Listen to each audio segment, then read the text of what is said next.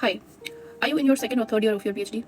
You must listen to this message, and if you're not, I would rather ask you to skip because this thing that I'm going to talk about is not for you then. Now, as a final year PhD, there is this one thing that I have realized is very important that all those who are pursuing their PhD must know. You see, whenever you open social media, there is this bombardment of messages that you're not doing enough. It's either the messages that are out there, or it's your mind that tells you that you're not doing enough for yourself, that you're not doing enough for your goals that you have set, that you just plan and you're not able to execute. Now, what's important over here is to think that why are you even listening to what the world out there is telling you, and why you are not listening to yourself, your inner self. Particularly, if I would be very specific about this, I would rather say that why you are not listening to your body. Yes, I'm not even asking you to listen to your brain, but I'm asking you to listen to your body. Why you're not listening to your body? What happens is there are times that our body needs rest. Our brain keeps telling us that you have to do this, you have to do that. There are things that are pending for you.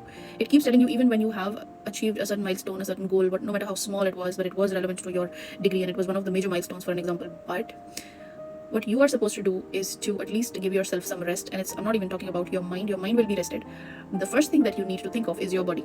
So what happens is, what I have realized, at least in my case, there are times when I push myself to sit in front of the laptop only to do nothing, and I just look at it and my brain is just so numb at that time, although it has pushed me to sit on the study table and then look at the screen and try to do things, but it is actually my body that is so tired and so exhausted. It needs rest and I'm not giving it enough.